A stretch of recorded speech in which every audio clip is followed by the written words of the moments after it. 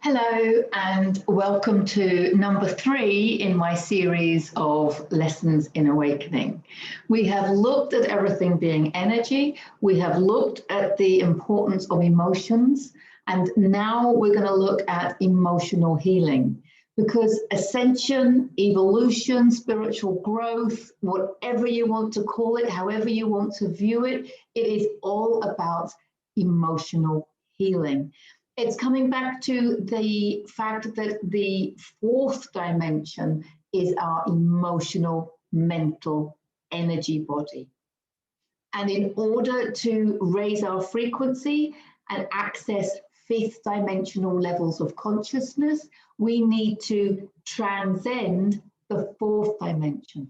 That means we need to master our emotions, okay, and our thoughts. But that would be in another video. I'm focusing on the emotions. So we've looked at how we trap emotions. So I want to start from where I left off on number 2. So we have these trapped emotions within the cells of our body. Okay, so this emotional healing is all about releasing that or transmuting it into love and gratitude, whichever way you want to look at it. I'm simplifying things. But we need to understand that another universal law that is very important is like attracts like. So when you have an emotion trapped within the cells of your body, and just to be honest, you would be a little bit naive to think that you don't have any trapped emotions. You have 50 trillion cells in your body. We know that because Bruce Lipton told us. Okay, so you have 50 trillion cells in your body, and they are full of all of your experiences, okay? He also said that your biography becomes your biology because we store our emotional energy in the cells of our body. Now, if that energy is joy, and harmony and peace and love, that's great because that's expanding us. But if that energy is grief, sadness, anxiety, frustration, anger, despair, these emotions are trapped in the cells of our body. In any part, it could be any part of the body. And these are the emotions that we want to basically acknowledge so that we can release them, or transmute them into love and gratitude, as I said. Which part of the body they lodge in can be relevant. Parts of the body tend to house different trapped emotions. So the bladder, for example, tends to house fear. The kidneys tend to house fear. The lungs tend to house sorrow. The liver is often where trapped emotions of anger lie. The spleen can attract trapped emotions of bitterness. So it can depend on what the emotion is as to what part of the body, but there are many, many, many reasons as to why trapped emotions go to certain areas. If you have a weak point anywhere, it might automatically trap there. Anything to do, sometimes the place could be really logical. So for example, in my experience, and Louise Hay in her book, You Can Heal Your Life, also referred to this, that one of the underlying causes, one of the contributory causes of cancer is trapped emotions of resentment. And you can often find that if there is breast cancer or something like that, the breasts are obviously related to nurturing and being nurtured. Okay, so the place where the resentment lodges.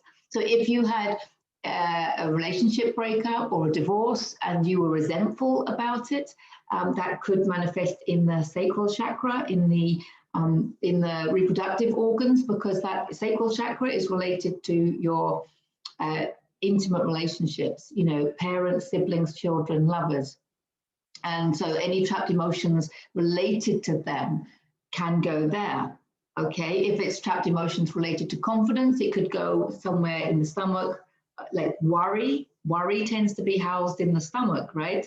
It tends to be the underlying cause of stomach ulcers and things like that, and that's solar plexus. So there is some relevance, but we don't need to go into all of that, because at the end of the day, we just want to identify it, acknowledge it, release it.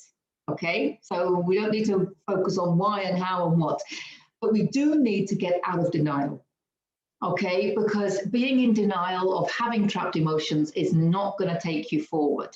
Okay, and especially, as I've said before in previous videos, we are healing not just ourselves from this lifetime, but there's all sorts of past lives, as I've said before, and ancestral and inherited, collective, cultural. There's all sorts of stuff, all sorts of energy that is coming up now in the Great Awakening to be acknowledged and transmuted into love. So let's get out of denial. Let's not deny that we have these trapped emotions. And let's focus on just how do we get rid of them. Okay, I look at healing as being twofold. One side is acknowledging that you have these lower frequencies, like the dirt in the bucket that I mentioned in previous videos, and that we want them to come out. And there are many ways that you can do that. You can do that, I mean, just screaming and pummeling a pillow, you know, but jogging, any sporting, any physical activity that you do. You might just be walking in nature. You might be on your yoga mat or swimming or what have you. You tend to find, especially the yogis among you, will probably find that you can get on your yoga mat one day and just feel high, and you can get on your yoga mat another day and you want to have a good cry. And that's because of these emotions coming up. That's why jogging is so good as well, because, you know, you're basically, your mind is relaxed and these emotions can come up, and you can feel all sorts of different emotions when you're exercising your body. And that's because you're shifting the energy and you're shifting these emotions. And when they're ready to come up, they will. Okay, so it's really important to understand that. Obviously, you can use yoga and meditation to release trapped emotions. You can use any holistic therapy, you know, reflexology, massage itself. I mean, massage is physically shifting stuff, but you're shifting emotional, everything's energy, remember? So you can be shifting emotional energy as well through massage. So there's lots of different ways. Screaming, did I mention that one? But also there are emotional healing modalities, which make it very easy for us. So you could, my favorites are the tapping, you know, the EFT, emotional freedom technique, and my big favorite is the emotion code. But there are lots of other emotional healing modalities that you can use. So consciously choosing to heal yourself using those modalities, and they're self-help ones. So, I mean, you can train in them, but there's so many courses and videos available, and the books are self-help, you know, especially the Emotion Code book is a self-help book. I'll put the link in below. That's consciously choosing to release those emotions is a very important part of the Great Awakening. Setting your intention, taking the relevant action steps, detaching from the outcome. That's how you receive. It's as simple as that. Now, the other twofold, I said, the other way of healing, and I would suggest that we do both, is by finding out who you really are at soul level and doing what you came here to do. Okay, and that's something that we find out with the soul profile, but you can also find it out by just tuning in to what your heart really wants you to do, what inspires your heart. Do the thing that makes your heart sing. What makes your heart sing? Whatever activity it is, it doesn't matter. You need to do it because it will raise your frequency. Okay? And when just being with loved ones and doing what you love, okay, and making time and investing your time, money, resources, and energy into doing what you love and what makes you feel good. Because we've said before that when you feel good and your vibration is high, you're putting high frequency into your energy field, and then these negative emotions, they will just release because they're not resonating at your new high frequency. So anything that raises your frequency is going to help you release these emotions. Okay, so releasing the trapped emotions that are already there. But let's talk a little bit about when they are coming up, whether it's a new emotion coming in or whether it's an old trapped emotion that is now coming up for your acknowledgement, okay, you're going to feel it. We talked about that. It's moving in a cycle and it wants to be processed. So this emotion is going to come up. It's very important not to push it back down. And this is where I'm going to recommend Eckhart Tolle's book, The Power of Now. I'll put a link in below for that as well, because I was reading that book where I really understood the concept of observing your emotions and not becoming them. Keeping the physical body relaxed is very important. So you feel the emotion, okay, and it's uncomfortable. Yes, it's very uncomfortable, and it can be quite intense. But the reason that you trapped it is because you didn't want to feel it at the time. But now you have a higher level of consciousness, and now you have a load of support around you on this great awakening healing journey. Okay, support that you probably can see with your human eye, but believe me, there's a load of support there that you can't see with your human eyes. So just trust me, there's loads of support coming in for you to actually heal at this stage. So you feel the emotion, whether it's coming up from being trapped or whether it's a new emotion that you're experiencing from the collective coming in. And you keep your body relaxed, separate yourself from your higher self to your human, because you are your soul, okay? Your human is your physical vessel to play your soul's music in this lifetime, to express your soul's divinity within this lifetime, okay? So kind of have a conversation between your higher self, who knows the right way to do things, okay, and is full of divine expression, and your human, who is lower density because it's full of these trapped emotions, limiting beliefs, and any other toxicity that is going on in this physical world. So you're feeling the intensity of the emotion, and have just a little conversation with yourself. Keep your body relaxed. Don't become the emotion. You can observe anger passing through you without letting it expand within every cell of your body. No, because that will make you angry. So you can observe it rather than become angry. So rather than reacting with making your blood boil, that expression, and then reacting from that place, you're just keeping your body still and calm, and you're just observing that intensity. And it takes practice. I'm not saying it doesn't. And you can probably observe where in your body it's moving through. It's kind of quite bizarre and lovely, actually, when you can do that. Because although it's very intense, as soon as you focus on it with your consciousness, with the intention of transmuting it into love, you feel it passes and it's gone. And then you get this lightness. And then I personally find the healing journey very exciting. So then you can feel with love and gratitude. It's like you feel lighter, you feel better, that emotion has gone. You just observed it, you didn't become it. You really have transcended that fourth dimension. And that is such an exciting place to be, that you can expand into love and gratitude for yourself for doing that. Okay, so that's how you transmute it or alchemize these lower density emotions into love and gratitude.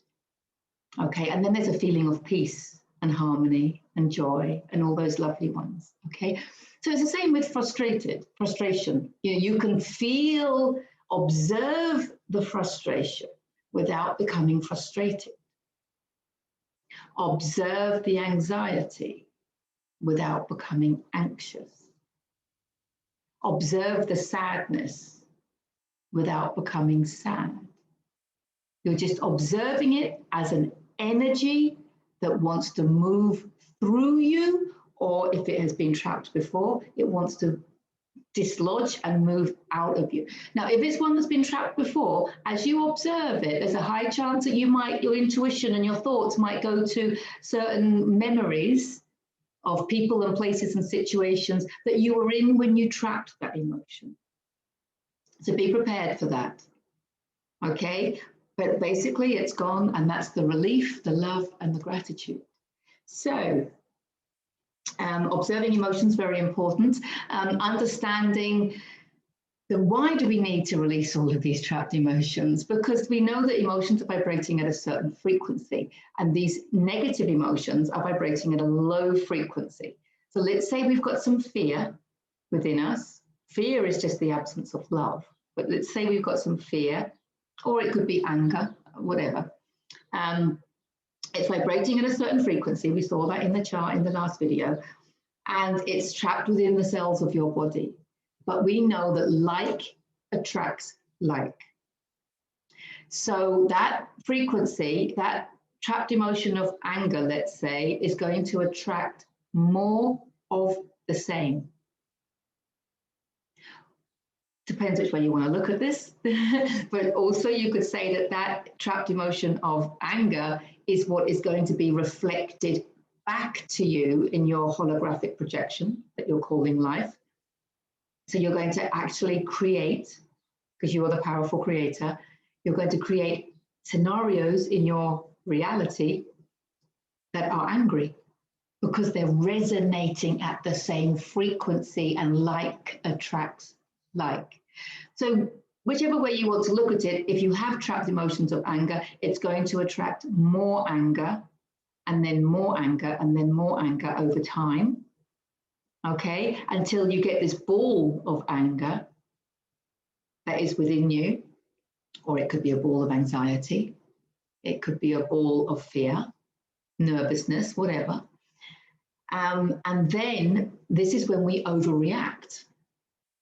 So you often angry people, you know, they might have a tiny little, like something that would just annoy them a little bit, but they overreact and are very, very angry because that little resonance, what it's doing is it's resonating, that one little bit of energy is resonating with this great big ball they've accumulated. So it's like resonating this whole anger that's been trapped within them. So it's really important to release these trapped emotions so that you don't overreact in situations. It's also one of the causes of panic attacks. Or just nervous people, you know, because there's lots of trapped emotions of nervousness. And then once you're in that situation, you attract more and more. And we incarnate with inherited trapped emotions. So it's almost like we start off on the wrong foot, because once we have trapped emotions of maybe fear, panic, abandonment, which is very common because of the birthing process. This is why one of the reasons that we need to bring in more holistic care into childbirth again, because some of the trauma around childbirth means a lot of babies start off with these negative emotions, and then they're just going to attract more of the same. So it's very important to understand the power of our emotional energy, and that's why observing them and releasing them, letting them process, is so important. So emotional healing, very important part of the Great Awakening. I obviously recommend the emotion code. There will be a video on the emotion code, which I will do separately. But any emotional healing modality, the tapping one, the tapping is also one that I love and recommend. But being aware of your emotions, observing them, not becoming them, and doing what you love and what makes you feel good so that your frequency rises. And then, as we talked in the last video, those lower emotions will just naturally leave. And if you feel like having a cry, have a bloody good cry, because as I said before, it is your body's natural mechanism to process emotions. That's why we always feel better after a good cry. So that's it for emotional healing. Check out my video on the emotion code, and I look forward to seeing you in the next video. So bye for now.